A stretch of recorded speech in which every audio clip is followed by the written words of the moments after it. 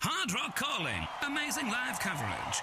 We'll take you there. With Absolute Radio Live. This is Absolute Radio. Welcome, please, the director of Harry Potter and the Half-Blood Prince. It's the lovely David Yates. Hello. Hello, love. Firstly, congratulations on a fabulous movie. Oh, good, thank you.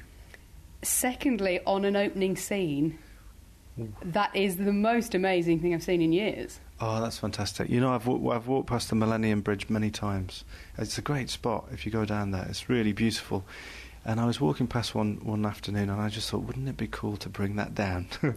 Well, I don't think I'll ever look at it the same again. I know. And because it's Harry Potter, and I went in and I saw my producers and I said, you know what, guys? We should open this film with a bang. Let's bring down the Millennium Bridge. And they looked at me for about 2 seconds and said, yeah, that's cool. So anyway, we Stephen Wolfington, who works with me, he's my second unit director, he went down there, spent many afternoons just photographing all the sort of elements of it, and I just thought it would be fun to do. You should have put a warning, I have to say, just before the opening scene. Yes. For those of us like me who suffer from motion sickness. Oh, yes, I know. That's a bit... Because I was like, oh, my God, can I look? I don't know if I can look. It's intense. It's mad, isn't it? Yeah. In fact, we did so many tests. We would sit there in the theatre, and there were faster, scarier versions than that. Wow. And we would look at each other and say... the audience will be sick. Yeah, no, but I felt it. I felt it with this, yeah. Good, because it's a big aerial shot, isn't it? It's a big aerial shot, drops down into London. And again, it's just that 15-year-old kid in me. I thought, wouldn't it be cool if you could just do a developing shot which went down into London? And you just, I know, I like it. I like the fact that you sit there and your tummy's 3 rows back. I think that's a really good thing to do to an audience because it feels that intense. But you didn't throw up, did you? I was okay. Oh, good, well done. I kept having to look away slightly. Yeah. How much of a responsibility do you feel with the Harry Potter franchise to get this right for the fans? Completely. You know, it's so important. They're loyal, they're enthusiastic, they stay with us. They're the best kind of bunch of... they're the best audience you could ever want, but they're very demanding. You know, they expect everything. We can't often give them everything. It's impossible because you have to take things out to fit that frame or to even afford to make the movie, you know. But I care very much about what they think and feel. We don't always get it right for them. Okay. Sometimes they're really grateful, sometimes they just feel angry that we've missed a bit.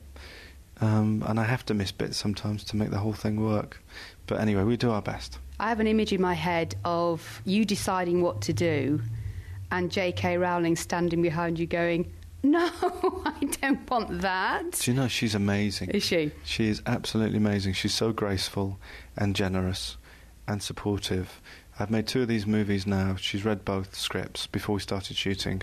She suggested 2 or 3, 4 changes, maybe half a dozen changes, several of which have been significant, i.e. adding a character that we'd taken out, but generally she's really hands-off, and she understands how difficult it is making films.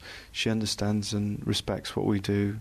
She's just a big supporter, really, of what we try and do, and she's we're very grateful to her. How long does it take from you filming to getting the special effects done? Because, no word of a lie, these are the best special effects I've seen in years. Yes. By a massive distance. Oh, that's cool.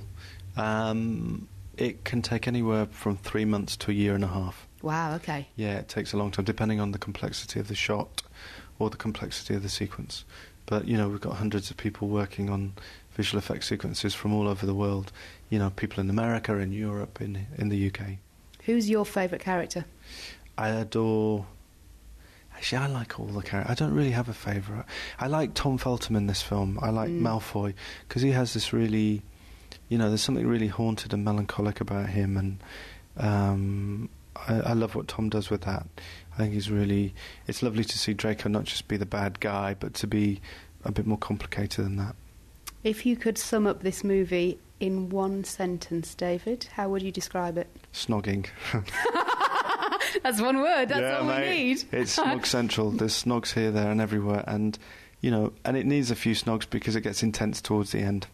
You're absolutely right. It's from start, snogs, intense ending. You're Yeah. absolutely right. Exactly. David, it's been a pleasure talking to Great. you. Congratulations on another great movie. Oh, thank you so much. I'm glad Harry you liked it. Potter and the Half-Blood Prince is out. Great.